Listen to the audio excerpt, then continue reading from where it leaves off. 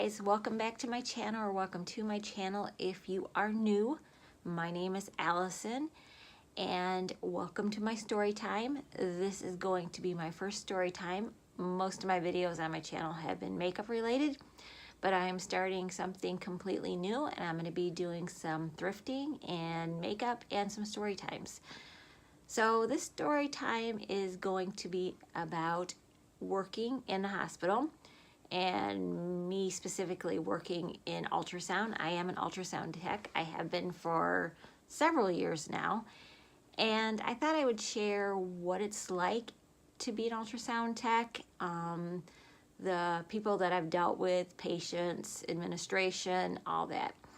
I worked in a couple different hospitals and I worked in some clinics, so I have kind of an overview of working in several different areas. So I have a lot that I can share. So today I thought I'd just make a fun video and talk about some strange things that some OB patients have asked me along the way. And by no means do I mean this to be offensive to anyone. These are not my comments. These are comments that were made to me by patients. So if it seems a little racial, I don't mean it to be. It's just what they said, so I'm just sort of telling you the little stories that go along with it. Nor am I making fun of anybody. There is no question that is dumb. I grew up around the hospital because I do have spina bifida, so I have a multiple stories I can tell you about that. So if that interests you, let me know and I will get into that too. So I'm going to share a couple stories, 2 or 3 stories from some of the rememberable, that's a word, I have no clue, I'm so good with English, that patients have said to me or asked me. So the very first one that I can remember, so one of the first stories I'm going to tell you about is we get a lot of younger OB patients, meaning 13, 14, as young as 12. And that is not funny. That is something that has been going on for many years. But this one patient and her mom were just, they were a comedy act coming in. So for the most part, we asked that our patients, she presented in the ER and she came to us. So most of the time we ask that our patients that come over from the ER do not come with guests or family members. This is so we can get the information out of the patient. This is so I can focus all my attention on the patient without worrying about their guest or their family member and how they're reacting or they're doing. I want my attention to be on the patient. I don't want to have to worry about somebody else in the room. Also, it's for safety reasons. We have been known to have patients, husbands, boyfriends, family members come back who are emotionally distraught and they take it out on us. We have been hit before, we have been choked, so we prefer for our own safety and for that of the patient that they come back to our area alone. So this one patient did not, because she was 13 and her mom insisted that she comes back with her, whatever. And at this point, nobody knows that she's pregnant yet, but the ER doctor is suspecting it. The pregnancy test hasn't come back yet. They haven't said anything, but on the sheet that I got, you know, question pregnant on it. Okay, so I asked the patient standard questions, you know, when was your last period? Where's your pain at? And are you sexually active? And of course the mom is answering for the daughter, which always has driven me nuts. I like to communicate. I like to get a rapport with my patients. I do not like to have a rapport with the guest, but whatever. So I'm writing down the information. Of course, when we get to, are you sexually active? The mom's like, oh no, this is my baby. She's 13. Of course, she's not sexually active. Of course not, no. So I write down, mother states, patient's not sexually active.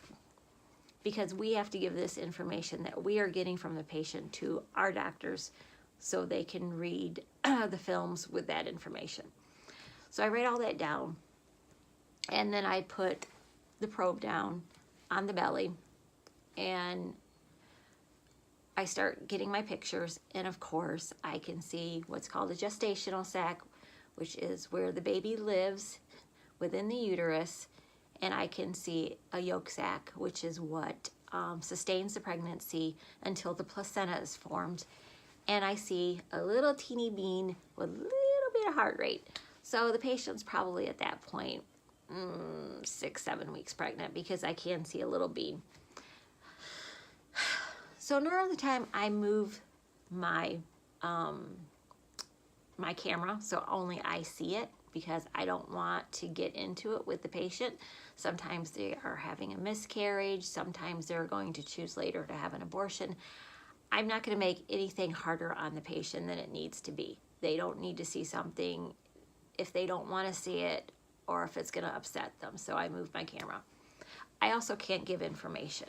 I know that sounds horrible, but I am not a doctor. I cannot give you that information. That has to come from a doctor. That is for myself and mostly for the patient. Again, I have no MD behind my name. Yes, I do know what I'm looking at. I'm never going to say that I don't, but it's not my job to diagnose. So I see it, I measure it, but of course the mom's noticing what I'm measuring. She sees it. She sees the heart rate. She's, she's all like, craning her head off to the side so she can see it. And then she's like confronting me. Is that a baby in there? Is she pregnant? And I'm like, ma'am, I just need to get my pictures, blah, blah, blah, blah, blah. So then she starts yelling at the daughter, who then proceeds to start yelling at her mom. And I am still just trying to do my ultrasound. And now they're kind of combatively going back and forth at each other. That daughter sits up and they're still combatively. And of course, I can't. I've stepped away, because I'm like, I can't do anything at this point because the patients will not lay still. They're fighting. The mom slaps the daughter. Oh my God. And the daughter starts to try to get up off the bed. Of course, she has an IV, she has a catheter. This ain't gonna go anywhere.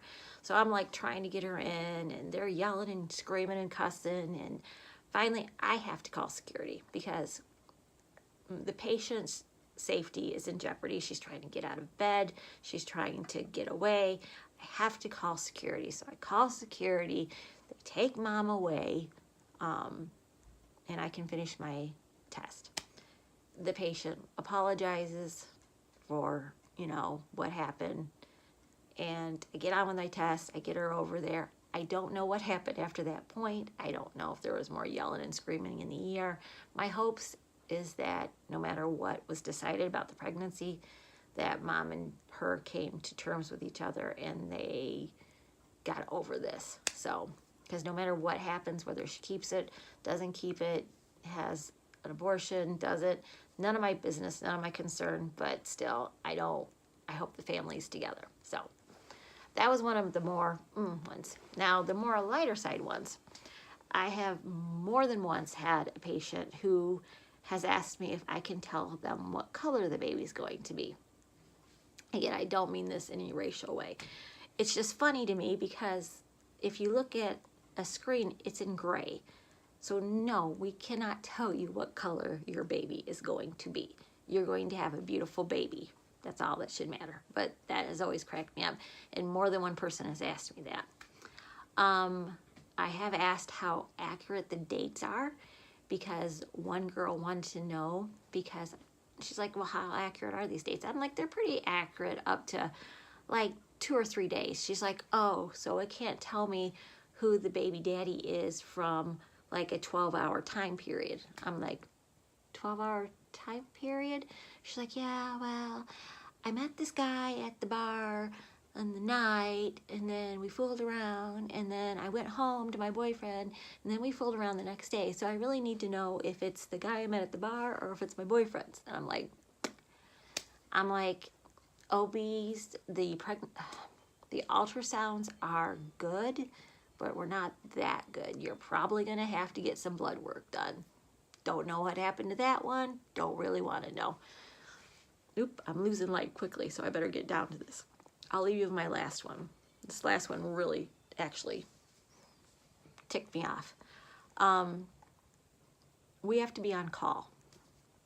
So what on call means is when the hospital, well, not the hospital, when the clinic that we work at within a hospital is closed, somebody has to man the hospital for the weekend. So it was a rotation. So from 4 o'clock Friday until 7 o'clock on Monday, somebody's on call for the hospital. It's like that around hospitals across the United States. So I was on call that weekend. It'd been a busy weekend. It'd been really busy. I'd been called in. And besides me telling you OB stories, I do abdominals, I do small part, I do everything almost, except for hearts. So I got called in, labor and delivery. There is a lady presenting who's, it was between 18 to 20 weeks, which is about 5 months along. And, you know, she's spotting and having some pain. So she had first been in the ER. Let me give you some backstory. She had first been in the ER, and labor and delivery, where this woman was at and where I was getting called into, will only allow a patient to come from the ER directly to them if the patient is 18 to 20 weeks. Until then, they don't really go there. They go to like the general floor, because if they have the baby, there's not really a lot they can do. So they have to have, you know, their protocol in place. So their protocol is we do not see the child, we don't see the patient unless they're 18 to 20 weeks.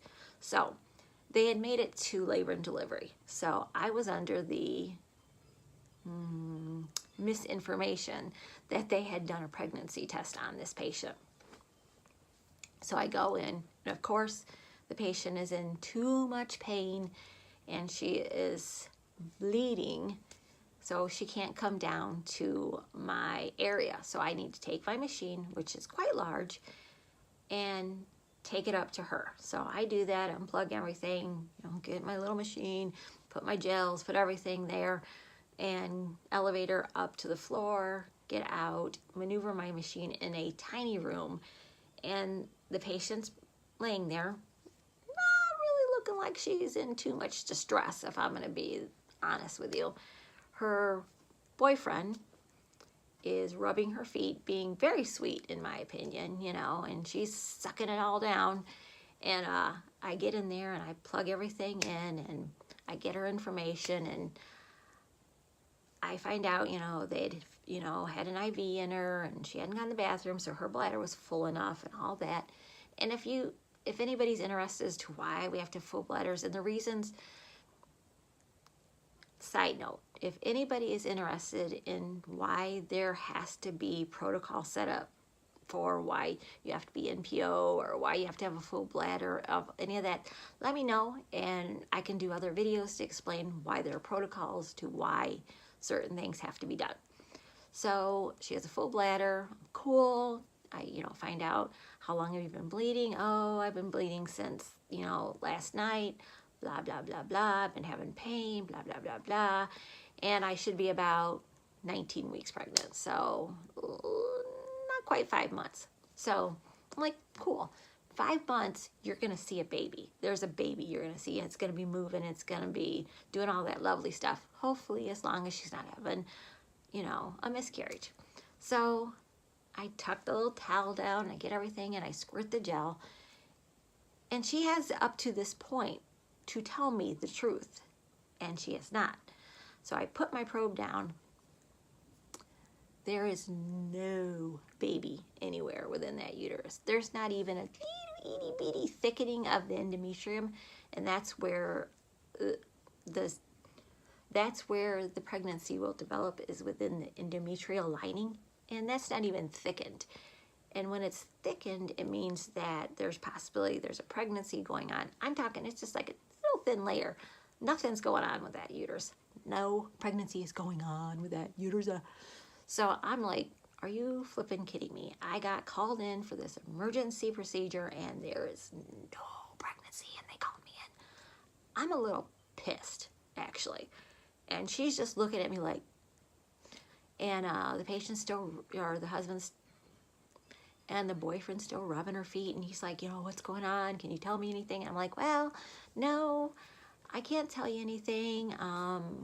I said, that doesn't mean good, bad, or ugly. I usually let people know that before I start an exam, so they don't think I'm not telling them because something bad's going on. I'm usually, you know what, just before I get started, I'm not gonna be able to tell you anything. You know, your doctor has to tell you up here, la la la la la. I give the whole story. So of course he's still asking, which is completely understandable, and I'm like, I can't tell you, but as soon as I get downstairs, I'm going to show these pictures to our doctor, and then they're going to let this doctor up know, and you'll know, you know, fairly soon what's going on. So I get a few more pictures of nothing, and I unplug my machine, and I go out, and the nurse is like right there, and she's like, oh, how's it going? How's the baby doing? I'm like, did you guys do a pregnancy test on her before? And she's like, well, no. And this woman's a little chubby, okay? Just a little bit chubby. And you're like, well, no, you know, she looks pregnant. She's telling us she's pregnant. We're believing her. I'm like, well, you probably shouldn't have. I said, there is no baby in that uterus. I said, do a pregnancy test. And she's like, oh. She's like, we're really sorry we called you in for this. And I'm saying, okay, getting paid time and a half, I guess I'm okay with that. So I take my machine and I leave. Don't know why this woman lied. Don't know. Don't really care. It's just the things people will do to either get attention or to get their significant other not to leave them. I don't know what it was. So take that as you will. So those are just a few of my stories for, if you guys find this interesting, please let me know in the likes below or comment, and I will keep telling you my medical stories, and maybe I'll even tell you some of my medical stories of having spina bifida and the things that come along with that and what I've gone through my life. So hopefully you guys enjoyed this, and if you're new again, please subscribe and let me know if you like this content, and I will see you guys again soon.